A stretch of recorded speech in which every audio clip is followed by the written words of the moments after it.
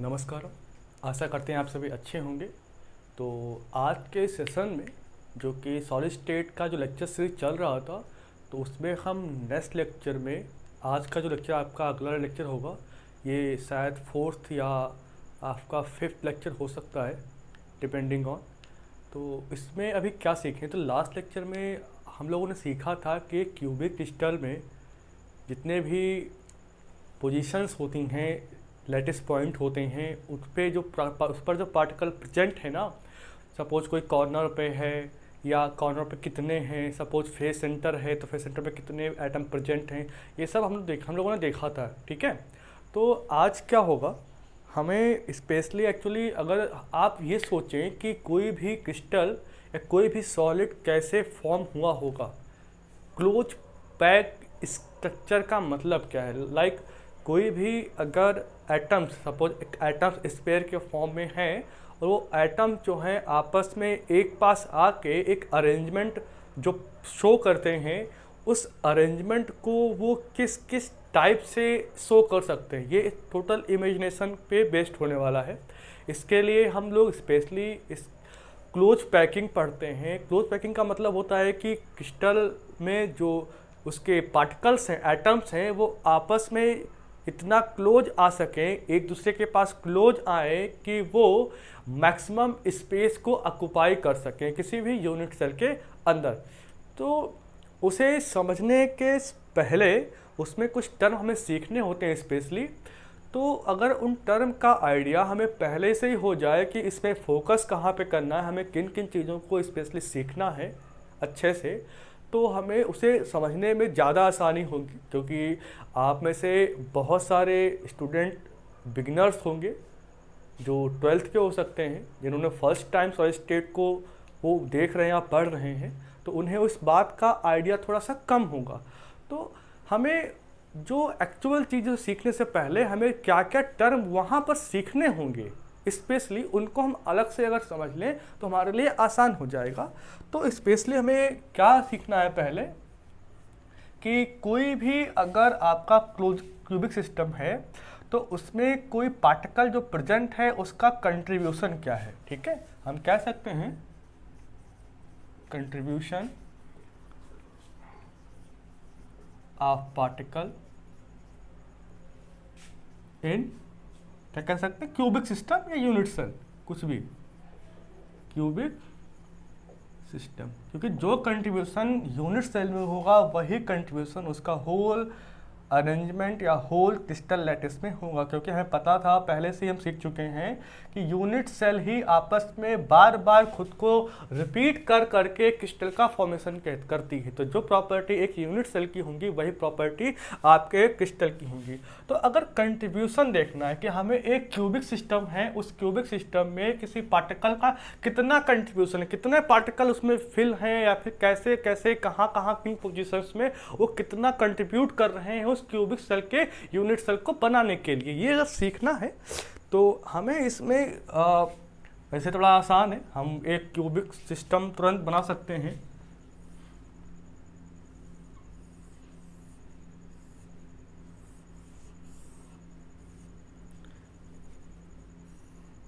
ये आपका एक क्यूब है, ठीक है। और क्यूब में हमें पता था कि इस क्यूब में क्या होते हैं, कॉर्नर्स होते हैं, ठीक है।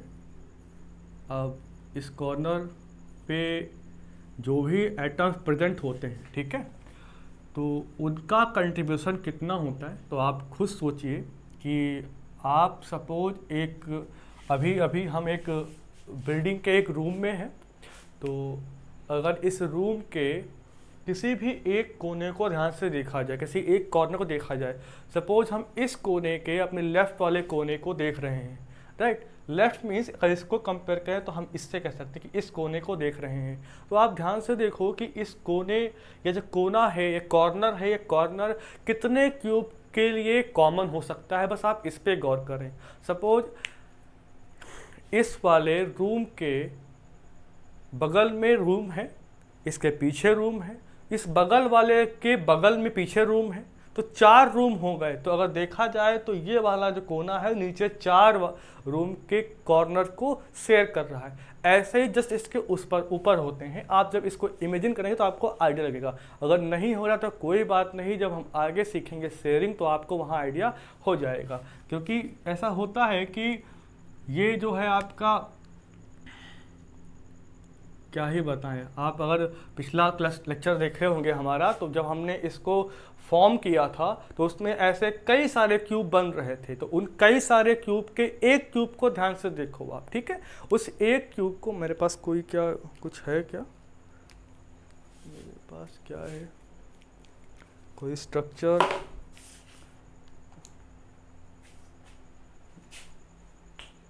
कैसे समझाएं आपको,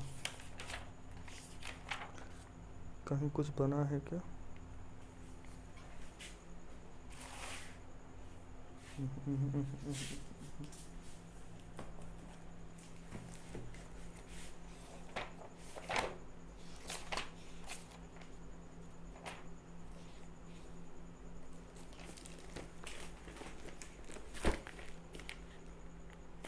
खैर छोड़िए, इसको बेटर है कि आप इसको इमेजिन करें, वरना हम इसकी पैकिंग सीख लेंगे, ठीक है।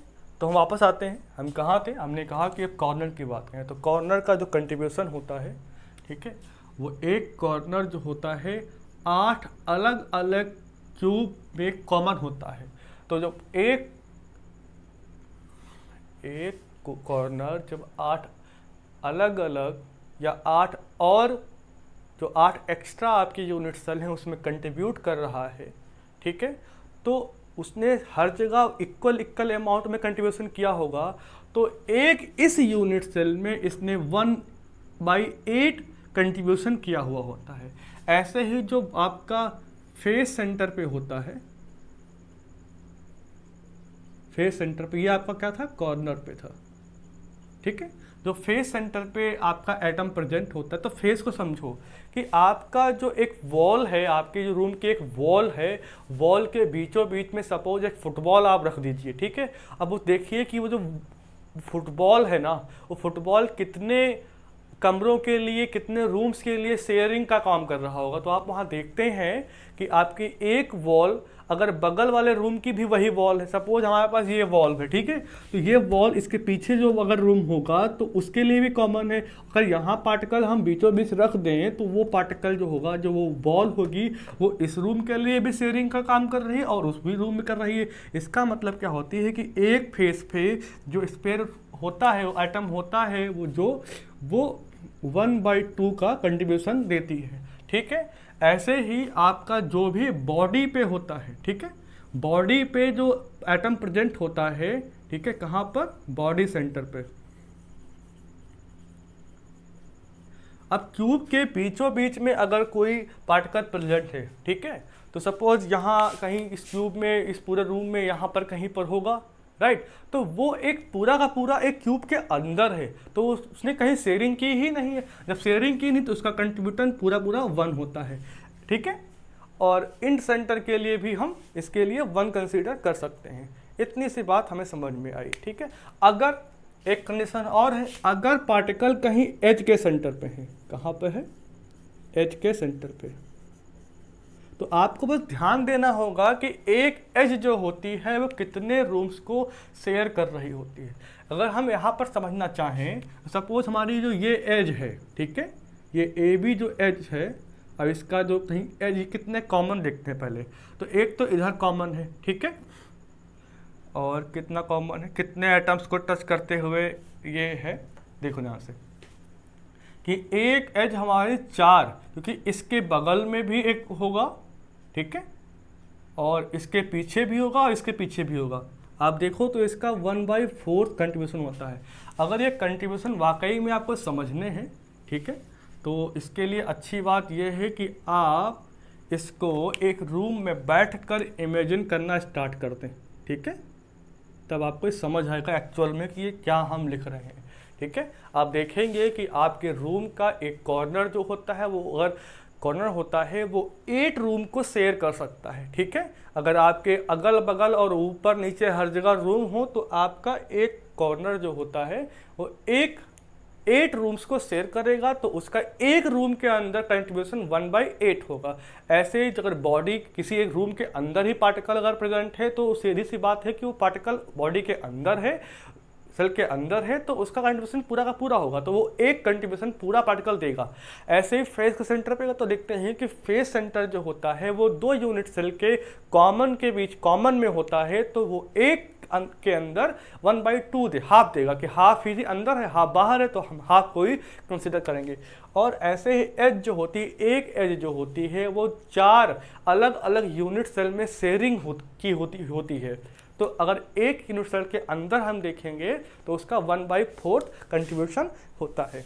ठीक है, तो यहाँ से हमें इतना कुछ आइडिया हुआ, लेकिन हमें कुछ खास समझ में नहीं आया। ठीक है, ये बार बार जो कंट्रीब्यूशन हम देख रहे हैं इसका एक्चुअल मतलब क्या है, कि हम क्या देखना चाहते हैं? हम देखना चाहते हैं Z.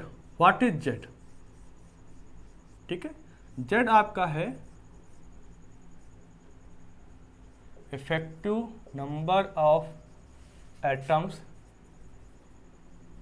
Present in unit cell. ठीक है, किसी एक यूनिट सेल में आखिर वाकई में कितने एटम प्रेजेंट हैं, ये हमें देखना हो तो हम जेड कैलकुलेट करते हैं। कहने का मतलब क्या है? एक यूनिट सेल है, उस यूनिट सेल में कितने पार्टिकल प्रेजेंट, कितने एटम प्रेजेंट हैं। ठीक है, यह पता लगाना पड़े तो उसके लिए हम जेड कैलकुलेट करते हैं, क्योंकि आप खुद सोचो कि जो कॉर्नर पर एटम प्रेजेंट है वो पूरा का पूरा इस रूम के अंदर कंट्रीब्यूशन दे ही नहीं रहा है, वो कहीं और भी शेयरिंग कर रहा है। तो उस केस में हम उसको पूरा का पूरा तो नहीं मान के चल सकते हैं कि वो यूनिट सेल में अपना कंट्रीब्यूशन दे रहा है, मतलब प्रेजेंट है कि नहीं है। तो इसका मतलब क्या है? एक्चुअल में किसी स्फेयर का मतलब एटम, किसी एटम के द्वारा उस यूनिट सेल का कितना स्पेस ऑक्युपाई किया गया है, कितना भाग ऑक्युपाई किया गया है, या यूं कह दें कि कितने पार्टिकल प्रेजेंट, कितने एटम प्रेजेंट हैं। ठीक है, यह जानने के लिए हम जेड निकालते हैं। ठीक है, तो जेड हम सीखते हैं एक्चुअल में जेड क्या होता है। अगर हम कहें कि कैलकुलेशन इसकी अगर हम देखें कैलकुलेशन,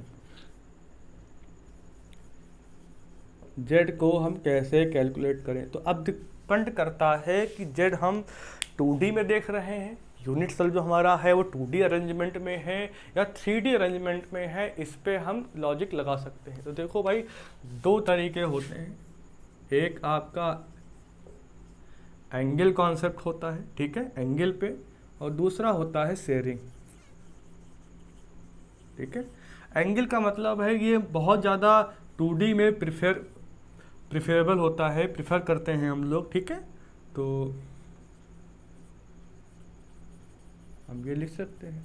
और शेयरिंग होता है वो स्पेशली अगर हम कहते हैं कि 90% हम इस्तेमाल करते हैं जनरली 3D अरेंजमेंट्स में।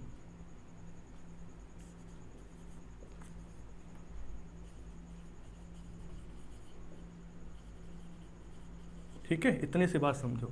ठीक है, तो अभी हम जो यहाँ पर ये आपको जो भी आइडिया दिए थे वो शेयरिंग के अकॉर्डिंग दिए थे कि भाई यहाँ पर जो कॉर्नर पे था उस वाले एटम ने जो शेयरिंग की है वो 8 अलग अलग यूनिट सेल में कर रखी है। इसीलिए जब 8 में बराबर बराबर बढ़ चुका है तो इस वाले यूनिट सेल में कितना भाग प्रेजेंट है, तो हमने कहा भाई 8 में बटा हुआ है तो 1 का हिस्सा जो होगा वो 1/8 होगा। ऐसे ही फेस वाले का 1/2, बॉडी का पूरा पूरा अंदर ही था तो पूरा 1 ले लेंगे, और अगर एज के सेंटर पे हो तो उसको हम 1/4 ले लेंगे। ये इसीलिए यहाँ पर लिया गया था। ठीक है, अब हम थोड़ा सा 2D में समझें इसको। तो क्या है, देखो सपोज हमारे पास, हम एग्जांपल्स करते हैं कि हमारे पास कोई सपोज अरेंजमेंट था कोई इस तरीके से। ठीक है, कोई अरेंजमेंट था, इस अरेंजमेंट को हम देख के, ठीक है, हमारे पास अरेंजमेंट था, हम इसमें कुछ भी ले सकते हैं, हमारे पास बहुत चांसेस हैं। ठीक है, सपोज हमने इसमें इस तरीके का एक यूनिट सेल कंसीडर कर लिया। ठीक है, और अगेन अगर यहाँ पर भी पार्टिकल हो, ठीक है, और यहाँ पर भी पार्टिकल हो, आप अपनी गोले बराबर बना लेना अपने हिसाब से, अरेंजमेंट अच्छे से। आपको बस समझना है कि हम कहने क्या, ये एकदम इक्वल होते हैं, आप इक्वल बना सकते हो, ठीक है। तो अगर हम इस वाले यूनिट सेल पे ध्यान दें और इस देखो एक बात समझो, अगर हम पता करें कि ये जो आपका ए बी सी या फिर कह सकते हैं जो आपको जो ये सामने दिख रहा है यूनिट सेल, इस स्क्वायर वाले यूनिट सेल में जेड की वैल्यू क्या होगी, या कह सकते हैं कि इस वाले इन केंद्रों, इस जो सेंटर्स को मिला के एक जो यूनिट सेल बना हुआ है उसमें जो कितने पार्टिकल उपस्थित हैं, ठीक है, कितने पार्टिकल प्रेजेंट है, मतलब जेड हमें कैलकुलेट करना है, बस ये आप बस ध्यान दीजिए। तो पता है देखो क्या है, ये है एंगल 90, हालांकि सारे एंगल 90 हैं।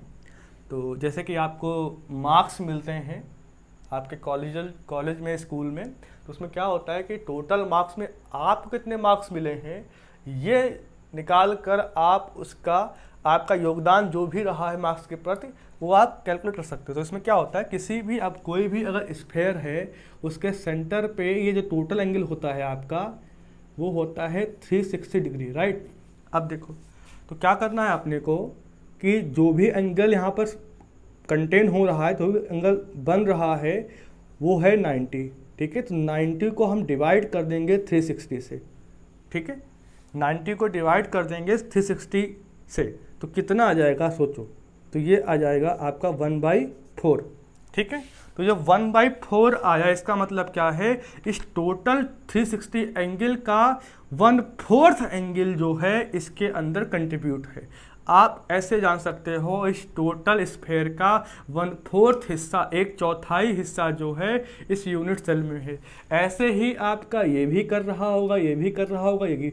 तो इन तीनों के लिए जो वैल्यू है वो 1/4 1/4 1/4 1/4 है। तो इसके लिए अगर हम यूनिट जेड निकालें तो हम कह सकते हैं 1/4 + 1/4 ऐसे करके कर सकते हैं और आंसर आ जाएगा आपका 1, ठीक है, 4/4 हो जाएगा। एक तरीका जोड़ने का ये है, दूसरे का क्या है, दूसरे का ये है कि जब आपने देख लिया है कि हर जगह कंट्रीब्यूशन एक जैसा ही है तो 1/4 कंट्रीब्यूशन है, टोटल कितने हो गए 4, तब भी आपका एक रहेगा। तो आप ऐसे निकालो या वैसे निकालो, इससे फर्क नहीं पड़ता है, ठीक है। अब सपोज आपके पास अरेंजमेंट एक दूसरा था, तो आपने क्या किया, आपने ये यूनिट सेल बना लिया, ठीक है। अब हम इसमें निकालने वाले हैं कि भाई इसका जेड कैसे निकलेगा, तो आपको टेंशन थोड़ी लेना है, आप फिर से वहीं आ गए। अब देखा कि यहाँ पर भी अभी भी 90 अंश का एंगल बन रहा है, तो इसके लिए हम वही करेंगे कि 90/360 और कंट्रीब्यूशन आ गया 1/4। अब देखते हैं कि ऐसा एंगल कितने आइटम बना रहे हैं, तो एक ये बना रहा है, एक ये बना रहा है यहाँ पर, एक ये बना रहा है और एक ये बना रहा है यहाँ पर, ठीक है। तो इसका मतलब हो कि 4 आइटम जो हैं वो 1/4 एंगल बना रहे हैं, और जो यहाँ पर एक बीचों बीच में जो आइटम रखा है पूरा का पूरा वो कोई एंगल स्पेशली नहीं बना रहा है। इसका मतलब वो पूरा कंट्रीब्यूट किया हुआ है, ठीक है, 360 कंट्रीब्यूशन दे रखा है उसने। तो इसके लिए अगर निकालोगे तो भाई कह सकते हो 360/360, तो अल्टीमेटली आंसर आ जाएगा 1, ओके। अब देखो 4 डिफरेंट ऐसे टाइप के थे और एक ऐसा था, तो अब देख लो जेड निकाल लो आप इस यहाँ से, हम कहेंगे 1/4, 4 थे तो 4 + 1, तो ये आंसर आ गया आपका 2। तो इसका मतलब क्या है, मतलब बस इतना सा है कि आपको जेड कैसे कैलकुलेट कब कर सकते हो, किन किन तरीके से कर सकते हो, उस पर हम बस गौर कर रहे हैं, राइट।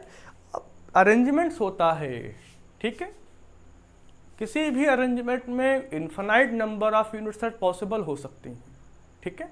आप किन किन को पढ़ते हो इससे फ़र्क नहीं पड़ता, सिलेबस में क्या ये भी फ़र्क नहीं पड़ता है, ठीक है। सॉलिड की अपनी एक अरेंजमेंट है, वो कुछ भी कर सकता है, सब इमेजिनेशन के बेस पे है, ठीक है। चलो हम और लेते हैं, हम कुछ और एग्जांपल करते हैं।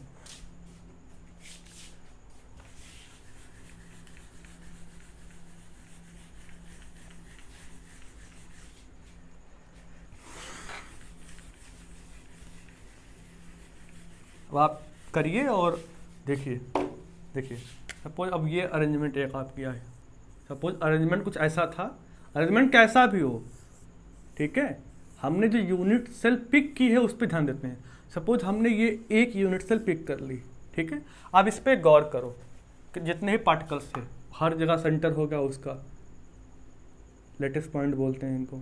चलो अब देखो इसका 90 एंगल है तो इसका आ जाएगा 1/4। यहाँ भी 90 है, यहाँ भी 90 है, वहाँ भी 90 है, ठीक है। तो इन सभी का आ गया 1/4। तो हमने जेड निकालना है तो 1/4 तो कितने हैं, 4 जगह पर 1 2 3 एंड 4 मल्टीप्लाइड बाई 4 प्लस कहाँ और कहाँ है, एक एटम यहाँ एक एटम यहाँ देखो जो एंगल है आपका 180 के आसपास का है। तो इसके लिए जब कंट्रीब्यूशन निकालोगे आप, ठीक है, यहाँ पर तो आप 180/360 करोगे तो आपका आएगा 1/2। मतलब ये जो आपका एटम है वो 1/2 कंट्रीब्यूट कर रहा है। और ऐसा ही यहाँ पर भी 180 है, तो ये 180 वाले 2 हैं, मतलब 1/2 जो है ये वाले आपके 2 हैं। अब क्या आंसर आया देख लेते हैं अपन। 1 यहाँ से आएगा, 1 यहाँ से, मतलब इसका टोटल कंट्रीब्यूशन 2 है। इसका मतलब क्या हुआ, ये बस ये बता रहा है, जेड ये बता रहा है कि जितना इन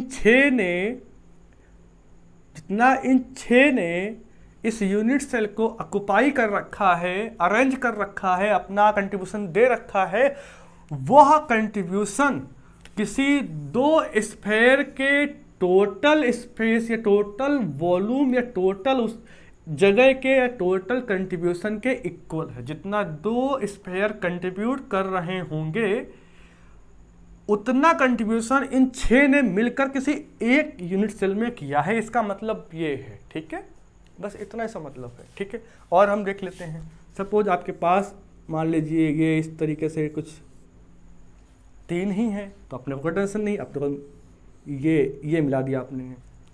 अब इसको ध्यान से देखो, ये ट्रायंगुलर टाइप का कुछ शेप है, फर्क क्या पड़ता है, इस एंगल को ध्यान से देखो क्या है, ठीक है।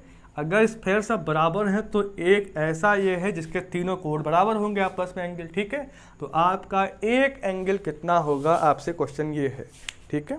तो आपको पता है कि जब टोटल एंगल 360 था तो डिवाइड कर, तो खैर ये एंगल होता है, मैथ नहीं सिखाएंगे, 60, ठीक है।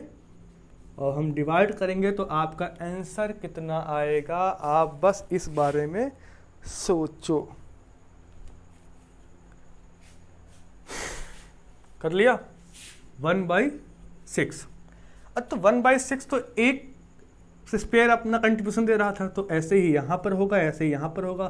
तो हम कह सकते हैं इसलिए जेड कैलकुलेट करने के लिए 1/6 मल्टीप्लाइड बाई 3 तो कितना आ जाएगा, ये इसका आ गया वैल्यू 1/2। इसका मतलब है इस ट्रायंगुलर यूनिट सेल के अंदर जो है, इस ट्रायंगल के अंदर जो है, जो कंट्रीब्यूशन है वो हाफ एटम के बराबर कंट्रीब्यूशन है, ठीक है। आपका ये आंसर आ गया। अब ऐसे ही सपोज आपके पास कुछ अरेंजमेंट, यहाँ infinite number of unit cell बन सकते हैं और infinite number of unit cell में कंट्रीब्यूशन को हम देख सकते हैं, ठीक है। अब हम अरेंजमेंट कैसी भी ले सकते हैं ना, वो तो हमारी मर्जी है, ठीक है। अब सपोज हमारे पास ये अरेंजमेंट कुछ ऐसे,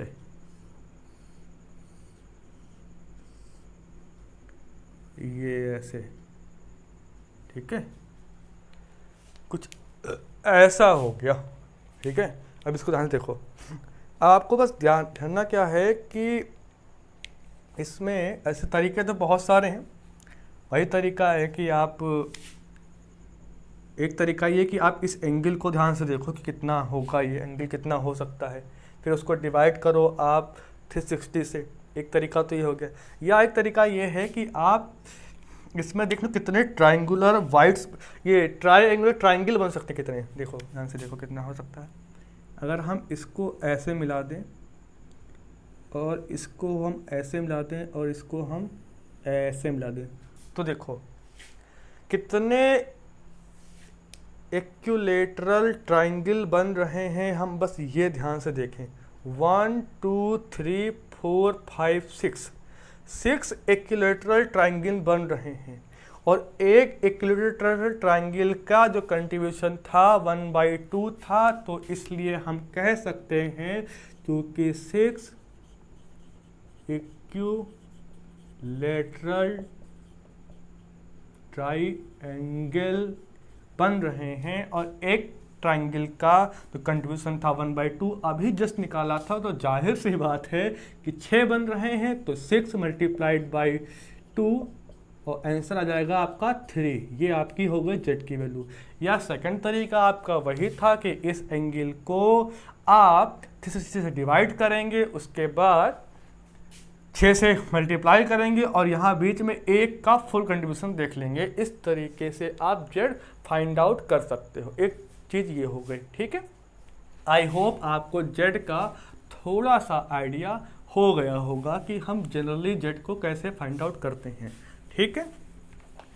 अब अगर आपने लास्ट लेक्चर्स में यूनिट सेल जो हमने खासकर 4 पढ़ी थी उसको ध्यान से दिया, ध्यान से आपको थोड़ा सा भी उसके बारे में कुछ याद होगा, तो आपने वहाँ देखा होगा कि उन यूनिट सेल में जो भी हम कंट्रीब्यूशन निकालते थे, ठीक है, या यूनिट सेल की बात करते हैं, ठीक है। हम लिखते हैं एक तरफ मान लीजिए यूनिट सेल और यहाँ पर हम उसके लिए लिख दें जेड की वैल्यू, ठीक है, ओके। अगर हम एक टेबल बना लें तो समझो क्या था, हमारे पास जो पहला था सिंपल क्यूबिक, है ना, सिंपल क्यूबिक सिस्टम कह सकते हैं। सिंपल क्यूबिक सिस्टम में कंट्रीब्यूशन जेड की वैल्यू कितनी थी हमें ये कैलकुलेट करना, ये हमारी मर्जी है। तो सिंपल क्यूबिक में सभी के सभी पार्टिकल्स जो थे वो कॉर्नर्स पे थे, ठीक है। और इसके लिए जेड अगर निकालें, ठीक है, तो उसका वैल्यू क्या आएगी, देखो सभी के सभी कॉर्नर्स फिर थे और टोटल कॉर्नर्स थे 8, ठीक है। अभी बनाएंगे नहीं दोबारा, ठीक है, जिसको समझ नहीं आया लास्ट लेक्चर देखे पहले, ठीक है। टोटल थे 8 कॉर्नर्स और 8 कॉर्नर्स पे 8 एटम प्रेजेंट थे और एक एटम का एक यूनिट सेल में कंट्रीब्यूशन कितना था 1/8, तो हम इसको 1/8 से मल्टीप्लाई कर देंगे और कहीं एटम था ही नहीं तो ये आ गई वैल्यू 1, ठीक है। ऐसे ही अगर हम इस यहाँ पर निकालें बॉडी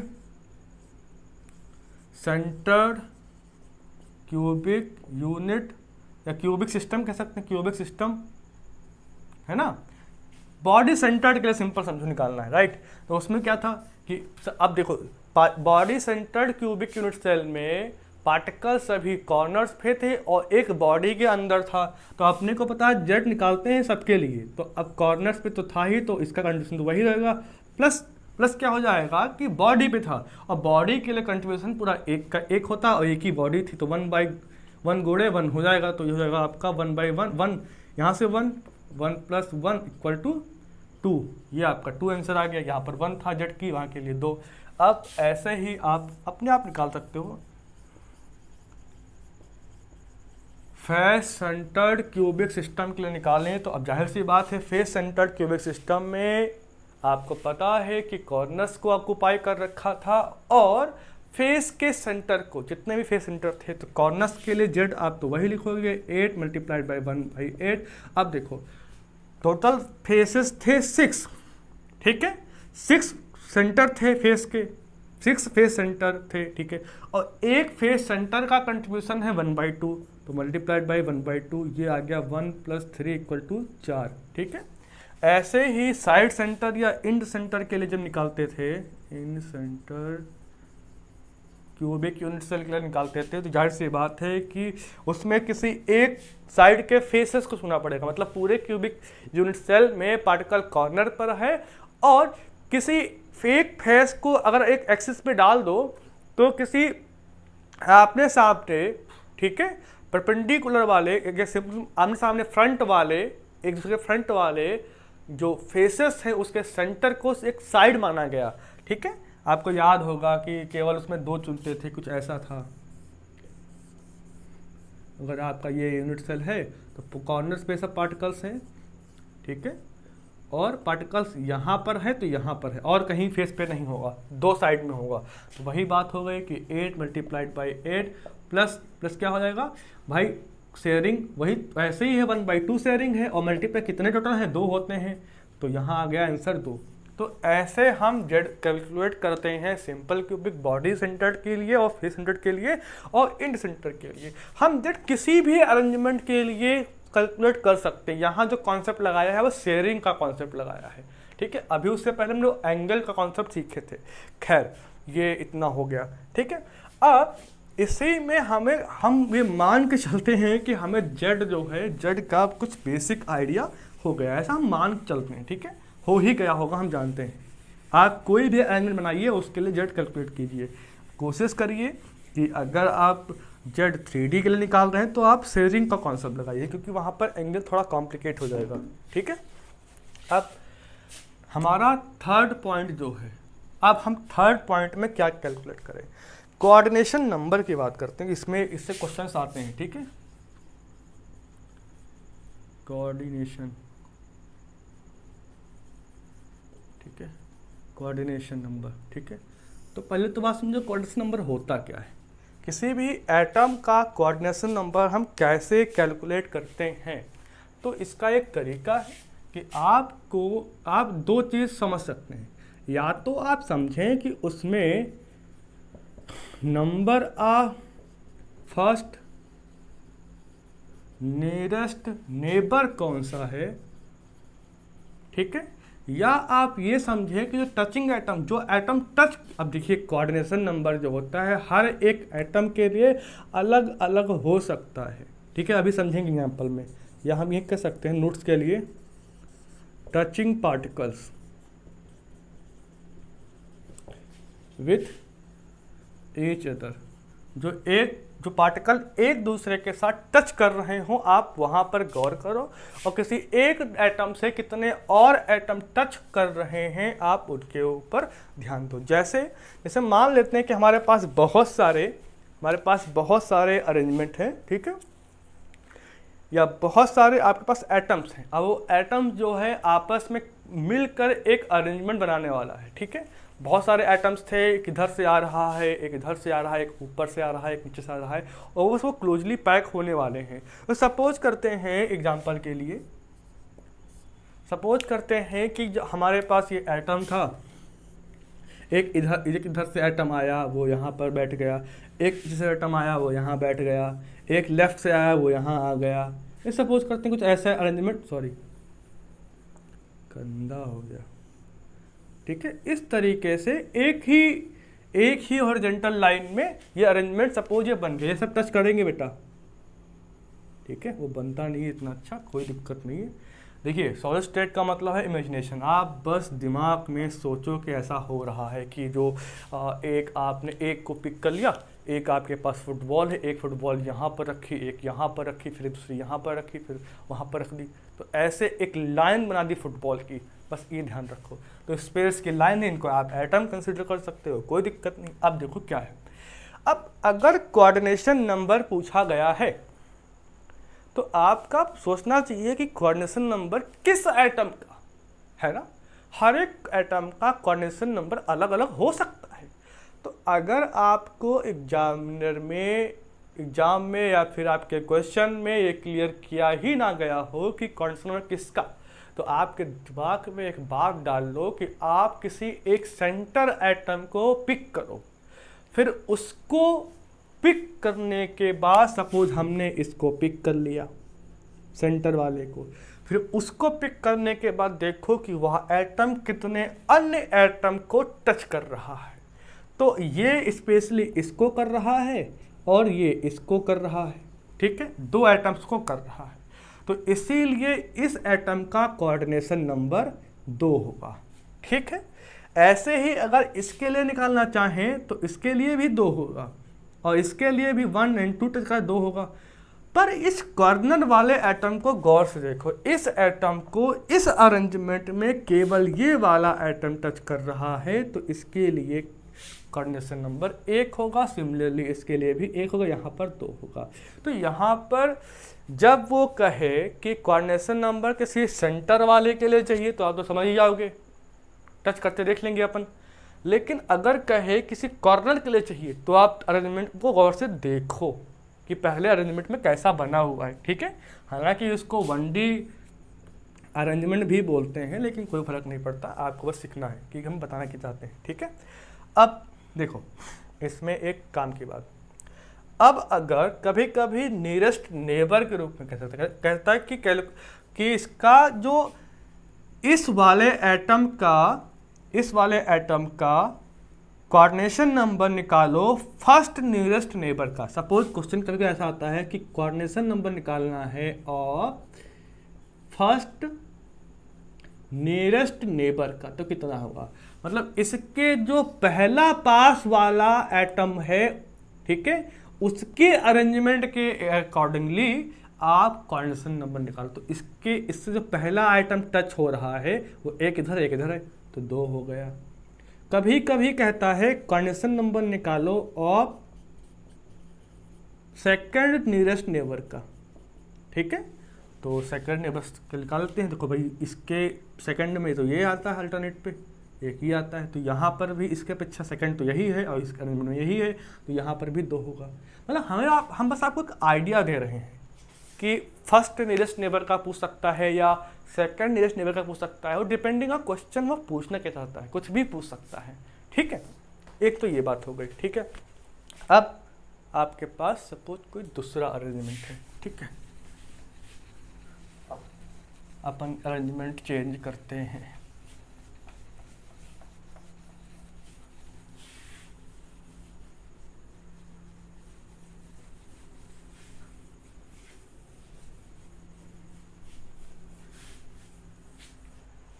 चलो, अब हमारी मर्जी थोड़ी थी, हम क्या किए थे कि हमने एक तो लेयर फॉर्म करती थी, तो वैसे लेयर हम फॉर्म कर रहे हैं।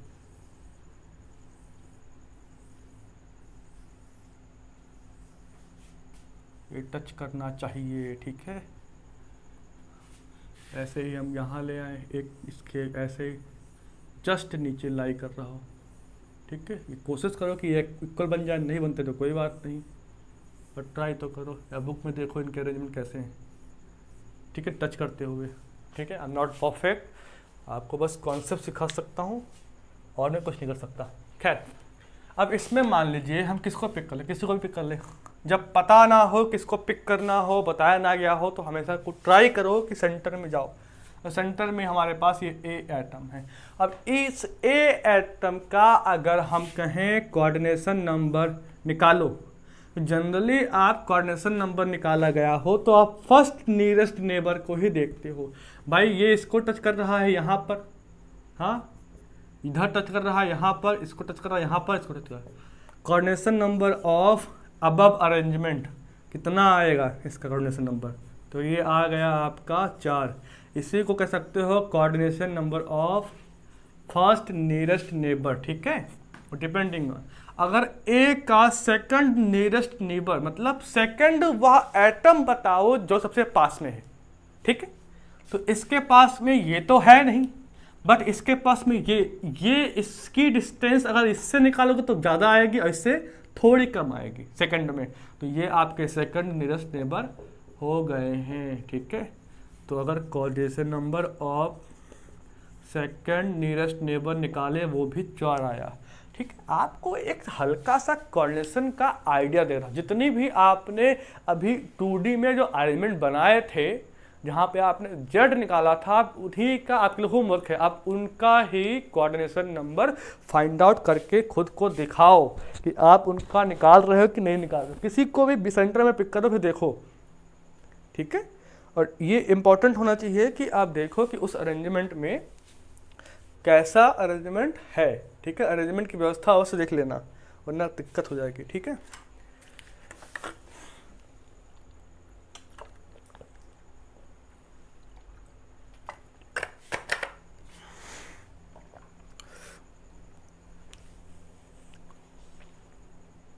तो भाई ठीक है, अब क्या करें, अब क्या पढ़ें। अब 2 चीज़ें सीखी कि हाउ टू कैलकुलेट जेड और कोऑर्डिनेशन नंबर कैसे निकालते हैं। हालांकि अरेंजमेंट में हम सीखेंगे स्पेशली जिसका आता है, लेकिन कॉम्पिटिटिव एग्जाम्स में किसी का ही पूछ सकता है, तो आपको आइडिया होना चाहिए, क्योंकि इस बार की सॉलिड स्टेट समझने के लिए पढ़नी, ना कि रटने के लिए, ठीक है। ओके, थोड़ा आप सीखिए, थोड़ा हम सीखते हैं, ठीक है। सीखने का पूरा गेम है, ज़िंदगी भर सीखते रहो। तो आप क्या निकालें, देखो आप एक बात सुनो, ये बिल्कुल ऐसे ही है कि आपको एक रूम दे दिया गया और आपको बहुत सारे बलून्स दे दिए गए, और आपसे ये कहा गया कि इस रूम में आप बलून्स फिल करो, ठीक है। आप कितने मैक्सिमम बलून्स फिल कर सकते हो, रख सकते हो, अरेंज कर सकते हो। तो भाई 4 लोगों को टारगेट सेम दिया गया, तो किसी ने अगर एक रूम में 500 बलून्स मतलब पैक कर दिए किसी ने भाई।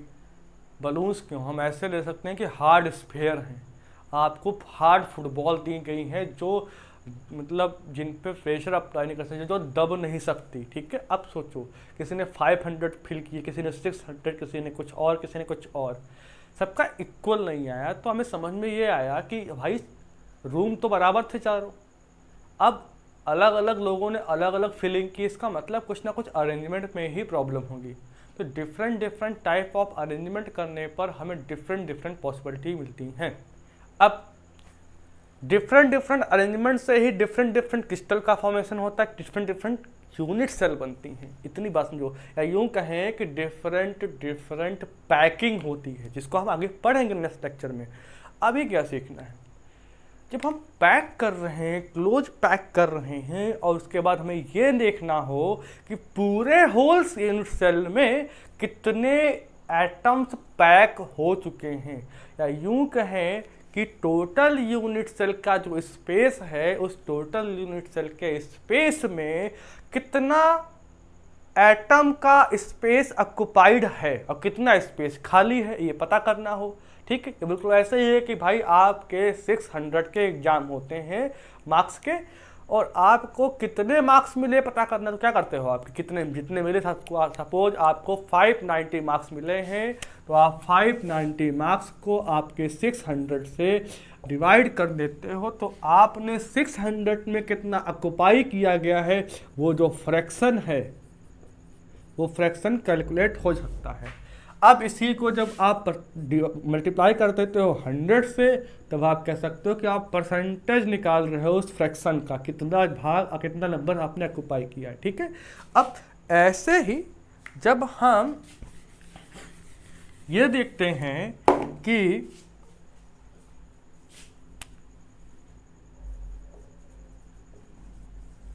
लिख लेने दो,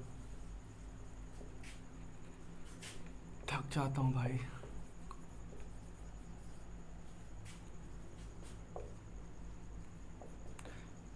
अब जो भी एक यूनिट सेल का स्पेस होगा, एक यूनिट सेल ने जो भी टोटल स्पेस ऑक्युपाई कर रखा होगा, उस टोटल स्पेस में कोई जो एटम जितने प्रेजेंट हैं, ठीक है, उन एटमों ने कितना स्पेस ऑक्युपाई किया है। ठीक है, टोटल मतलब हमारा यूनिट सेल का ये तो भी आपका स्पेस ऑक्युपाइड है, उसमें कितना एटम ने स्पेस ऑक्युपाई करना किया होगा, यह निकालने के लिए आप क्या करो, बस आप उसको डिवाइड करो। हमने क्या कहा, space occupied by n atoms, atom नहीं एटम्स कह सकते हो, एक से अधिक हो सकता है ना। तो हमने सिंपल कहा किसी यूनिट सेल का टोटल कितना स्पेस ऑक्युपाइड है, और उस टोटल ऑक्युपाइड स्पेस में कितने एटम ने स्पेस कर रखे हैं ऑक्युपाई। यह अगर पता करना हो, इससे हमें यह पता चल जाएगा कि पूरे यूनिट सेल में कितना स्पेस ऑक्युपाइड है, कितना खाली है। ठीक है, और इसी टर्मिनोलॉजी, इसी को हम कहते हैं बेटा पैकिंग फ्रैक्शन। ठीक है, अब हम हेडिंग कर सकते हैं भैया, क्या हेडिंग कर सकते हैं, पैकिंग फ्रैक्शन, और हम हेडिंग यहाँ पर ये भी कह सकते हैं कि भाई पैकिंग एफिशिएंसी क्या होती है। अभी इसको ही भी हम समझेंगे, ये हमारे हेडिंग है बच्चों के लिए। ठीक है, खैर अब हम इसी को पहले और समझते हैं कि space occupied by an atom और space occupied by an unit cell. अब यूनिट सेल ने कितना स्पेस ऑक्युपाई कर रखा है, यह पता करने के लिए हम क्या करें, उस यूनिट सेल का टोटल वॉल्यूम ले लें। क्योंकि आपकी यूनिट सेल अगर क्या आप मान के चलो कि आपकी यूनिट सेल जो है 3 डायमेंशनल ही हमें देखनी है, तो 3 डायमेंशनल स्पेस में अभी के लिए समझ के चलो खाली, तो 3 भाड़ गई, हालांकि ये क्या फर्क नहीं पड़ता यार, 2D 3D का फर्क नहीं पड़ता। चलो अपन दोनों सीख लेते हैं। ठीक है, बुक्स में आपके 3D में दिया है, लेकिन अपन सीख लेते हैं, सीख ही लेते हैं। अच्छा चलो, आप कह रहे हो तो नहीं फर्क पड़ता, हमें पास फर्क पड़ता है इस बात से कि उस टोटल वॉल्यूम क्या है यूनिट सेल का। भाई जो भी यूनिट सेल ने स्पेस ऑक्युपाई कर रखा होगा उसको जानने के लिए आप क्या करते हो, उसका वॉल्यूम क्रिएट कर दो, आप उसका वॉल्यूम निकाल लो। तो अगर हम नीचे लिखें, क्या लिख सकते हैं, क्या टोटल, क्या total volume of unit cell, कितना स्पेस ऑक्युपाई कर रखा है यूनिट सेल ने, ये जानने के लिए हम उस यूनिट सेल का टोटल वॉल्यूम अगर फाइंड आउट कर लें तो हमें ये चीज पता चल जाएगी। ऊपर आते हैं, space occupied by atom, atom ने कितना स्पेस घेर रखा है इस यूनिट सेल में। इसके लिए जानने का तरीका सिंपल सा है, क्या करो आप कि उसमें टोटल कितने एटम प्रेजेंट हैं और जितने एटम प्रेजेंट उसकी अगर नंबर आप जान जाओ तो उसके बाद उसको मल्टीप्लाई कर दो उसी एटम के वॉल्यूम से, तो आप कैलकुलेट कर सकते हो। तो हम क्या कह सकते हैं, इफेक्टिव नंबर ऑफ एटम्स, ठीक है, in unit cell multiplied by volume of atoms. ठीक है, कि भाई एक कितने, सपोज 10 एटम्स हैं, 10 एटम्स के जो वॉल्यूम हो गए मल्टीप्लाई कर दो, पता चल जाएगा तो उनका कितना मतलब स्पेस जो है ऑक्युपाई कर रखा है। ठीक है, वॉल्यूम ऑफ 1 एटम दे सकते हो इसको, वॉल्यूम ऑफ 1 एटम। अब सही है, ओके, ये आपका हो गया पैकिंग फ्रैक्शन। खैर अब वही बात है ना कि अब क्या है नहीं पता, तो सपोज आपके पास 2D में है। अगर 2D में तो क्या करते हो, पैकिंग फ्रैक्शन बराबर, तो आप क्या लिखोगे, effective number of atoms in unit cell, यही तो आपका Z था। अब Z था तो इसका मतलब क्या है, और यहाँ पर क्या लिखा, वॉल्यूम ऑफ 1 एटम, तो एक एटम का वॉल्यूम, तो जो आप अगर 2D लोगे तो 2D में जो भी आप एटम कंसिडर करोगे उसको एक सर्किल के फॉर्म में करोगे, और एक सर्किल ने कितना स्पेस ऑक्युपाई कर रखा होता है, मतलब उसका वॉल्यूम क्या है, वो होता है pi r cube, sorry pi r square, ये हो गया पाई आर स्क्वायर अपान। अब यूनिट सेल ने कितना स्पेस ऑक्युपाई किया, अगर एक 2D जैसा अरेंजमेंट होगा तो जाहिर सी बात कुछ ऐसा अरेंजमेंट होगा, है ना, स्क्वायर के फॉर्म में। तो अगर इसकी एज लेंथ ये है A है और इसकी एज लेंथ ये A है, तो इसका मतलब यहाँ पर हो गया A स्क्वायर। अब हम बात करते हैं 3D की। ठीक है, तो 3D का अगर हम पैकिंग फ्रैक्शन निकालें तो हमें पता चलेगा क्या, कि भाई 3D का अरेंजमेंट कुछ इस तरीके से था, या हम बना ही देते हैं। 3D में पहली बात तो ये है, आपने स्फेयर को इमेजिन करना है, तो स्फेयर जो होता है उसका जो वॉल्यूम होता है वो 4/3 पाई आर क्यूब के इक्वल होता है। तो जाहिर सी बात है यहाँ Z multiplied by 4/3 pi r cube हो गया। अब हम बात करते हैं कि यूनिट का वॉल्यूम कितना है, तो आपको पता है कि यूनिट सेल जो है वो 3 डायमेंशनल स्पेस में है। इसका मतलब क्या है, कुछ इस तरीके से अरेंजमेंट होगी। अब इसको ध्यान से देखो, ये लेंथ, ये यहाँ पर आ जाओ, ये भी A है, ये भी A है और ये भी A है, मतलब लेंथ भी A है, विड्थ भी A है और आपका हाइट भी A है। तो इसका टोटल वॉल्यूम जो भी होता है वो A क्यूब आता है, तो वहाँ पर लिखोगे आप A क्यूब। तो ये इसका फार्मूला तैयार हो गया, ये 2D के लिए फार्मूला तैयार हो गया। 12th वालों के लिए क्या ये इम्पोर्टेंट है, और कंपटीशन और समझने वाले बच्चों के लिए आपके लिए ये भी इम्पोर्टेंट है। आपको पता समझना क्या है, इसमें कुछ तो है भी तो नहीं। ठीक है, इतनी सी बात हो गई। अब सुनो, ये था पैकिंग फ्रैक्शन। अगर आपको पैकिंग इफ़िशियंसी निकालनी हो तो आप क्या करो, इसी डेटा को 100 से मल्टीप्लाई कर दो, मतलब पैकिंग फ्रैक्शन जो है उसको मल्टीप्लाई कर दो 100 से, तो आपका पैकिंग इफ़िशियंसी कैलकुलेट हो जाएगी। और पैकिंग इफ़िशियंसी को परसेंटेज पैकिंग फ्रैक्शन भी बोल सकते हैं हम। दूसरी बात, अब पैकिंग इफ़िशियंसी का मतलब ये होता है कि परसेंटेज में आ जाएगा। तो इससे क्या होता है, सपोज अगर स्क्वायर प्लेन की जो होती है 52% आती है, ओपन देखेंगे बाद में, तो वहाँ पर मतलब क्या है कि भाई 52% जो हिस्सा है वो पैक्ड है और बचा हुआ हिस्सा खाली है ना, ये तो मतलब हुआ। तो पैकिंग फ्रैक्शन से आप ये जानते हो कि होल यूनिट सेल में कितना स्पेस जो है वो एटम्स ने ऑक्युपाई कर रखा है। ठीक है, बस इतनी सी बात है, इसके लिए ही निकालते हैं, इतना करते हैं बवाल। ठीक है, तो जो खाली स्पेस बचता है जो एटम ने ऑक्यूपाई नहीं किया है उसी को आप वाइड बोलते हो, इंटरस्टिशियल साइड बोलते हो। तो यहीं से अगर परसेंटेज वाइड कैलकुलेट करनी हो तो कुछ मत करो, 100 से डिवाइड कर दो आप पैकिंग इफिशिएंसी को, तो आपका परसेंटेज वाइड जाएगा। ठीक है, ये सब इसलिए सिखा रहा हूँ क्योंकि ये सब आगे काम आने वाला है, इसलिए थ्योरेटिकली पॉइंट जो था ये अपन पहले डिस्कस कर लेंगे, क्योंकि नेक्स्ट लेक्चर में अपने को क्या टेंशन नहीं लेने का। ठीक है, अपने को समझना है वहाँ पर अच्छे से, तो इसीलिए ये जो थ्योरेटिकल पोर्शन था जिनको समझना था हल्का सा, ये हम अभी देख ले रहे हैं।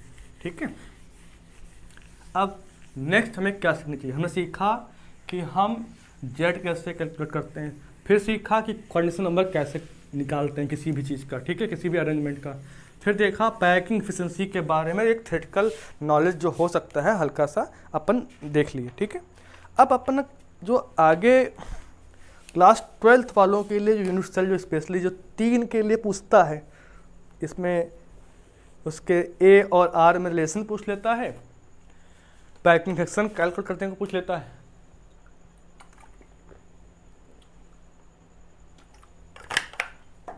वैसे तो हम किसी का भी निकाल सकते हैं, अपन निकालेंगे भी नेक्स्ट लेक्चर में, पर यहाँ पर हम केवल एक बिगनर्स के लिए थोड़ा डरावना ना हो जाए वो, इसके लिए अपन देख रहे हैं। खैर आगे चलते हैं। हाँ ओके, तो अब क्या देखें, हेडिंग कर सकते हैं अपन,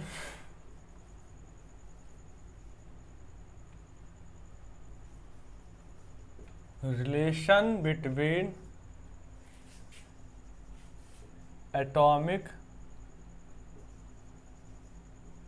radius suppose r and edge length, ये देखने वाले हैं। फिर हम इसी में उसका पैकिंग फ्रैक्शन आपको कैलकुलेट करके तुरंत बताएंगे। ठीक है, तो मान लिया भैया कोई अरेंजमेंट है, यह मान क्यों लेते हैं जो सिलेबस में उनकी बात करते हैं। पहला आपका जो है वो है simple cubic.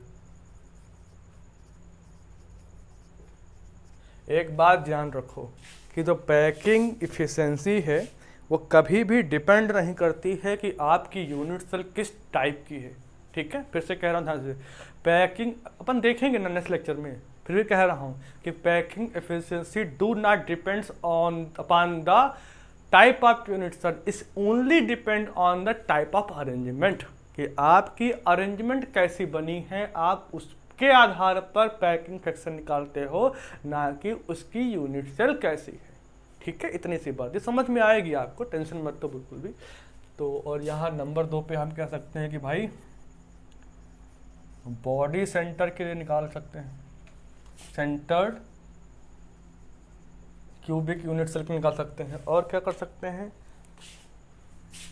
Face centred, number 3 face centred cubic unit cell. ठीक है, इसको बोलते हैं BCC, इसको बोल सकते हैं FCC। ठीक है, और इसको बोलते हैं SC, क्योंकि ये साला ऐसे ही आता है। ठीक है, फिर टेंशन ले लेने का। Okay let's start. तो अपन इसके देखो इस तरीके का अरेंजमेंट होता है, आप बिल्कुल भी परेशान ना हो। ठीक है, बहुत गर्मी हो रखी है। खैर देखो ये एक सिंपल क्यूबिक है, इसमें पता है कि पार्टिकल कोनों पर ही प्रेजेंट है। ठीक है, और कहीं वो है नहीं। ठीक है, तो जब भी हम R और A में अगर रिलेशन फाइंड आउट कर सकते हैं तो टचिंग जो टच कर रहे हैं एटम्स उनको आप देखो गौर से। तो अगर इसको हम गौर से देखें तो देखो कुछ यहाँ पर एक एटम होगा और यहाँ पर एक्चुअल में कुछ इस तरीके से अरेंजमेंट हुआ होगा। ठीक है, हम केवल उन सेंटर्स को ले लेते हैं जैसे कि आपको एक क्लियर स्ट्रक्चर दिखा सके। एक्चुअल में कुछ ऐसा अरेंजमेंट यहाँ होगा, हर जगह टच कर रहा होगा चीज़ें। ठीक है, यहाँ पर भी ऐसे टच कर रहा होगा। ठीक है, तो आप केवल इस अरेंजमेंट को देखो, A और B के बिटवीन देखो, टोटल जो है आपकी जो वैल्यू है ये A है, और सेंटर से हमने ये खींच रखा है क्यूब। तो इसका मतलब क्या है कि इसकी रेडियस r है, तो इसका मतलब क्या है 2r बराबर जो हो गई वो a के है। तो इसमें अगर हम यहाँ से r की वैल्यू फाइंड आउट करें तो ये a/2 आ गई। कितना सिंपल था, आसान था। चलो उस तरह चलते हैं। BCC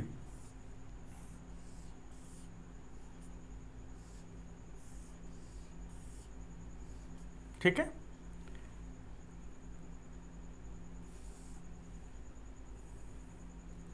मज़ा नहीं आया? हाँ नहीं ठीक है भाई, काम चल जाएगा। ओके, ये थोड़ा सा गंदा हो गया। ओके अब ठीक है। अब BCC की बात करते हैं। तो उसमें पार्टिकल कहाँ होगा भाई, एक बॉडी डायगोनल के बीचों बीच में होगा। तो देखो यहाँ पर कॉर्नर्स पे है, यहाँ कहीं एक एटम होगा, ठीक है, और यहाँ एटम्स हैं आपके कॉर्नर्स पे, तो कोई टेंशन नहीं लेने का, ठीक है। तो अपन उन चीज़ों को पिक करना है जो बॉडी डायगोनल से होके जा रही हों। तो ये जो आपका ये लाइन है, ठीक है, ये जो लाइन ने खींचा है जस्ट अभी, ठीक है, ये A मान लो और ये C मान लो। तो AC लाइन खींची है, इस AC लाइन पे फोकस करो। कुछ ये इस तरीके से होगी कि बॉडी पर एक एटम इस तरीके से होगा और ये कॉर्नर पे जो है होगा वो टच कर रहा होगा इस तरीके से, और जो C पॉइंट से कॉर्नर पे वो ऐसे टच कर रहा होगा इस तरीके से। तो यहाँ पर आपका C होगा और यहाँ पर आपका A होगा और यहाँ ये बॉडी वाला। तो कुछ इस तरीके से आपका जो अरेंजमेंट हुआ होगा, ठीक है, कुछ ऐसे समझो, राइट। तो अब इसमें हमें अरेंजमेंट निकालना है। तो भाई ये R हो गई, इतना ये R है, ये R है और ये R है। तो हमें पता चल गया कि यहाँ से जो AC की दूरी है वो 4R के इक्वल है, R plus R plus R plus R, ठीक है।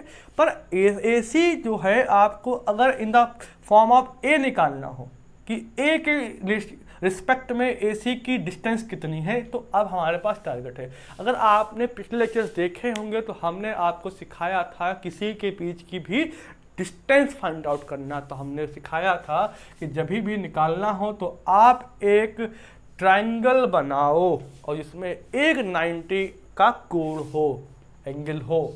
तो अपन क्या करेंगे, देखो अपन इसको मिलाते हैं, इसको इससे मिला दो, ठीक।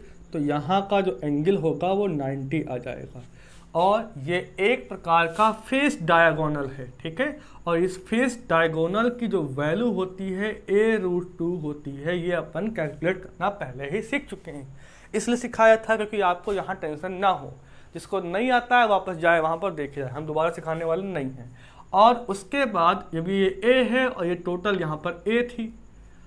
जब आप पाइथागोरस लगाते हैं कि AC का स्क्वायर, और ये भी मान लो आप, ठीक है, तो AC का स्क्वायर बराबर BC का स्क्वायर प्लस AB का स्क्वायर, जब ये करते हो तो आप ये लगाते हैं फिर स्क्वायर। ये कुछ ऐसे यार तुम लोग कुछ सीखते नहीं हो।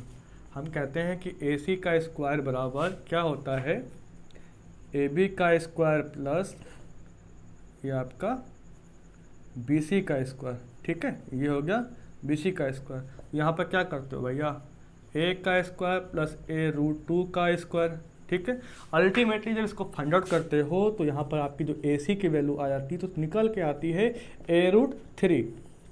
ये आती है बेटा a√3, ये पहले सिखा चुका हूँ मैं इसीलिए, ठीक है। तो अपने को क्या हुआ, एक AC ये है, एक AC ये है, आपस में इक्वल कर दो तो AC इक्वल हो गया। तो क्या आया, देखो क्या आया, 4R = a√3।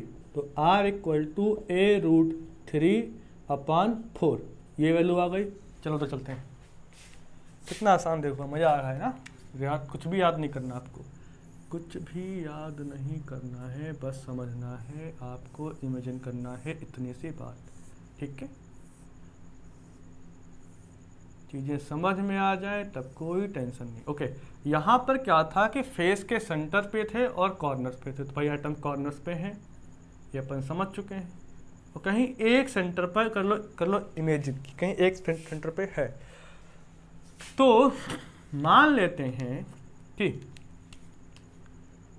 इस फ्रंट वाले A B C और D पे देखो, ठीक है।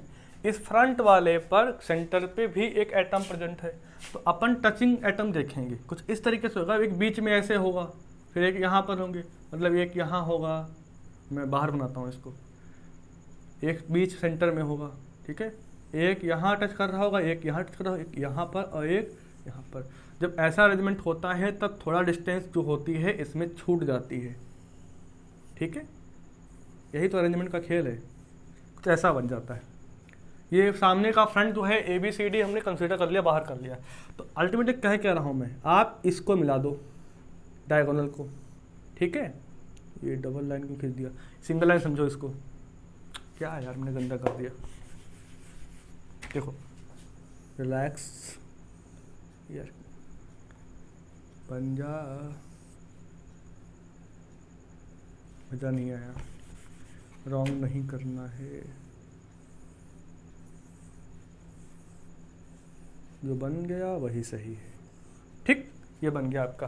तो इस कंडीशन में आप क्या करते हो, सेंटर को इससे मिलाते हो, तो ये R है और यहाँ से ये R, ये R, ये R, तो अल्टीमेटली अगर हम इसको क्या मान रखा था B, ये क्या था अपन D, तो जो आपकी BD है वो 4R तो है। अब इसमें रिलेशन देखना है, तब देख चुके हैं क्या कि अगर निकालना हो रिलेशन, ठीक है, तो क्या ही दिक्कत है, अपन यही तो खींचा ही है, यही तो खींचा अपन ने, तो ये निकालना है। हालांकि पता है मैं कि ये A√2 होती, कैसे आई है, देखो ये BC जो होती थी A थी, और C और D थी वो A थी, तो A² प्लस A² कैसे आया था, देखो BD का स्क्वायर प्लस A² क्या हो गया 2A², फिर अंडर रूट में क्या आ जाएगा A√2, कितना आसान है निकालना, ठीक। तो इसलिए हम कह सकते हैं ये समीकरण नंबर 1, समीकरण नंबर 2 दोनों को इक्वल कर दो, तो कह सकते हो कि 4R = A√2, इसलिए R = A√2/4। सॉल्व कर लो, सॉल्व करने पे क्या होगा A/A√2 ये आ जाएगा, ठीक है। अब यहाँ से हमें क्या क्या डेटा मिला, ठीक है, हम केवल उस पर गौर करें, ठीक, ये सब हटा दो।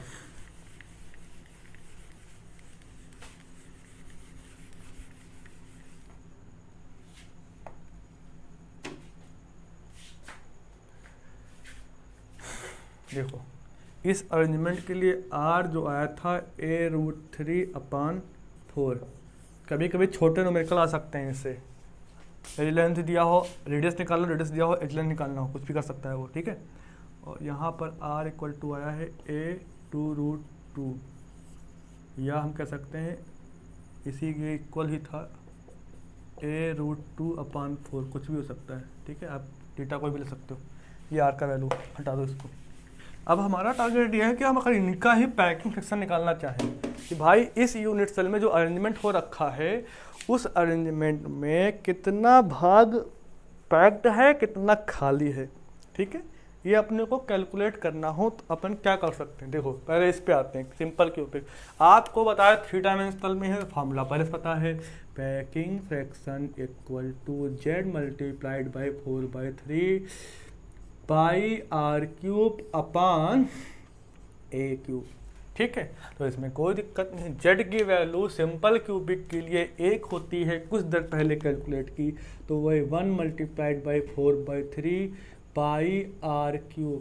अब समस्या ये है कि ऊपर R है, नीचे A है, डेटा पता कुछ भी नहीं है, तो क्या करो A और R में रिलेशन, या तो यहाँ पर R की वैल्यू रखो या पर यहाँ पर A की वैल्यू रखो। तो हम क्या करते हैं, सिंपल A की वैल्यू रख देते हैं in the term of R। तो यहाँ से अगर हम A निकालें तो 2R थी, A = क्या थी 2R, तो हमने रख दिया 2R, तो 2R का होल क्यूब। जब इनको सॉल्व करोगे तो ये R³ कट जाएगा, और ये जो डेटा है ना 4/3 मल्टीप्लाइड बाई पाई का जो मान होता है, पाई की वैल्यू जो रखते हैं 22/7 रखो या 3.14 रखो, ठीक है।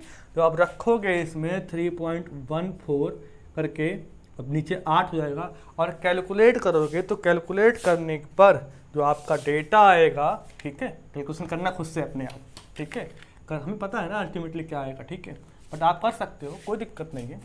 पैकिंग फ्रैक्शन जो इसका आएगा 0.524 ये डेटा आएगा, ठीक है। अब यहीं से अगर हम इसका, ठीक है, क्या निकालें, सपोज इसका अगर हम निकालें क्या परसेंटेज पैकिंग फ्रैक्शन, यहाँ पैकिंग इफिशिएंसी सिंपल लिख दें, तो आप क्या करो 0.524 को 100 से मल्टीप्लाई करोगे तो कितना आएगा 52%। 52% इसकी पैकिंग इफ़िशेंसी आ गई। अब पता था कि इसका मतलब ये, इसका मतलब क्या है, अगर इसी से हम इसका परसेंटेज वाइड कैलकुलेट करना चाहें, परसेंटेज वाइड कितनी है तो निकालते कैसे हैं, 100 माइनस पैकिंग इफिशियंसी, तो 100 माइनस 52 एरू इक्वल टू आ जाएगा 40 कितना 48%। तो 48% क्या है, वाइड्स हैं। तो इसमें कंक्लूजन क्या मिला वो समझते हैं। कंक्लूजन ये है कि किसी भी स्पेस लैटिस में जब भी कोई ये अरेंजमेंट हुआ होगा, ये यूनिट सेल का जो अरेंजमेंट हुआ होगा, तो इस स्पेस लैटिस में यूनिट सेल में प्रेजेंट एटम ने यूनिट सेल का 52% हिस्सा फ्रैक्शन ऑक्युपाई कर लिया है, जबकि आपका 48% जो फ्रैक्शन है वो अनऑक्युपाइड है। इसका ये रिजल्ट का मतलब ये है कि 52% जो है ऑक्युपाइड है और 48% जो है अनऑक्युपाइड है। बस इससे हमें ये इंफॉर्मेशन मिल रही है। ठीक है, इससे हम देखते हैं कि भाई कोई क्रिस्टल कितना डेंस है, कितना बढ़िया पैकिंग हुई है, इसीलिए पैकिंग फ्रैक्शन बार बार निकालते हैं। खैर हम आगे चलते हैं। ठीक है, आगे अपना क्या था, इसके लिए रिजल्ट क्या आपके आया, रिजल्ट था A बराबर 2R, ये एक था। और दूसरा रिजल्ट क्या भी हमने निकाला पैकिंग फ्रैक्शन में कि इसका पैकिंग फ्रैक्शन जो आया था 52% था, परसेंटेज जो वाइट थी वो आपकी 48% थी। ठीक है, इतना डेटा था। आते हैं यहाँ पर, तो इसका भी वही कहानी, पैकिंग इफिशिएंसी ही नहीं, फ्रैक्शन निकालते हैं पहले। तो Z मल्टीप्लाइड बाई Z कितना होता है, रखो देखो Z कितना होता है इसके लिए, बॉडी सेंटर के लिए Z होता है 2, आप निकाल चुके सर्वटिन पाई आर क्यूब, और यहाँ नीचे जो हो जाएगा A क्यूब। अब A क्यूब की जगह पर A की वैल्यू यहाँ से A फाइंड आउट कर लो, तो A इक्वल टू आएगा 4R अपान √3, 4R अपान √3। ठीक है, यहाँ से A निकाला 4R अपान √3, तो यहाँ पर हम लिख दिए 4R अपान √3, और यहाँ पर इसका हो जाएगा क्यूब। ठीक है, क्योंकि फॉर्मूले में क्यूब था। सॉल्व करोगे R क्यूब कटेगा, और सब डेटा जो होगा पैकिंग फ्रैक्शन जो आपका फ्रैक्शन कैलकुलेट होके आएगा, वो डेटा हम मेंशन कर रहे हैं 0.6805 के अप्रोच आएगा, जो कि पैकिंग इफिशिएंसी में 68% के आसपास आएगा। और परसेंटेज वाइड जो अगर आप कैलकुलेट करोगे तो 100 से इसको जो मतलब लेस करोगे आ जाएगा 32%। तो इसका इस रिजल्ट का मतलब ये है कि body centred cubic unit cell में 68% जो हिस्सा है, फ्रैक्शन है, वो ऑक्युपाई कर रखा है इस यूनिट सेल में एटम ने, और आपका बचा हुआ जो 32 है परसेंट वो अनऑक्युपाइड है। ऐसे ही हम इसका निकाल सकते हैं। आपके लिए वो होमवर्क भी, आप बैठो और निकालो, नहीं तो हम निकाल दे रहे हैं। पैकिंग फ्रैक्शन बराबर फिर वही Z multiplied with √3 pi R cube upon A cube. Z इसके लिए होता है फेस सेंटर के लिए 4, ठीक है, आपको ध्यान रखना 4 होता है, तो 4 मल्टीप्लाइड बाई 4/3 ये हो जाएगा पाई की 3.14, ये हो जाएगा R क्यूब। अब वही A का रिलेशन, तो A इक्वल टू क्या हो जाएगा, A इक्वल टू यहाँ हो जाएगा, या सिंपल A इक्वल टू जाएगा 2A√2 और R इसका टोटल का होल क्यूब। अब ये कट जाएगा और जो आपका आंसर आएगा वो आ जाएगा 0.7405। ये आपका पैकिंग फ्रैक्शन है, और पैकिंग इफिशिएंसी जो हो गई 74% आ जाएगी। ठीक है, और इसके लिए परसेंटेज वाइड निकलना होगा। इसके लिए परसेंटेज वाइड हो तो 100 से लेस कर देंगे तो आ जाएगा 26% वाइड है। तो इसका मतलब क्या है, इसका मतलब क्या है कि इसका मतलब ये है कि यूनिट सेल के टोटल स्पेस में 74% एटम ने ऑक्युपाई कर रखा है उस स्पेस को, और 26% जो है अभी भी अनऑक्युपाइड वॉल्यूम प्रेजेंट है उस यूनिट सेल में। इसका मतलब ये है ये वाइड्स है। ठीक है, ये खाली जगह है, ठीक है, यहाँ से अपने को हल्का सा आइडिया हुआ कुछ चीज़ों का, जेड कैसे फाइंड आउट करते हैं, कॉन्डेंसेशन नंबर कैसे निकालते हैं, या स्पेशली यहाँ पैकिंग फ्रैक्शन और इनके आर और ए में रिलेशन, छोटे न्यूमेरिकल इससे आ सकते हैं आपके एग्जाम्स में, थोड़े बहुत आते हैं, ठीक है, आपके रेगुलर एग्जाम्स में स्कूल या कॉलेजेस के। और यहाँ पैकिंग फ्रैक्शन कैसे निकालते हैं, कैलकुलेट करते हैं, ये आपका आइडिया, ठीक है। अच्छा, तो यहाँ से हमें कुछ चीज़ों का आइडिया हुआ। नेक्स्ट लेक्चर में जब हम अरेंजमेंट सीख रहे होंगे तो वहाँ हमें ये समझना इंपॉर्टेंट हो जाएगा कि ये सेम चीज़ें जो हमने की हैं उन डिफरेंट अरेंजमेंट के लिए कर सकते हैं, ठीक है। तो आज के लेक्चर में इतना ही, थैंक यू।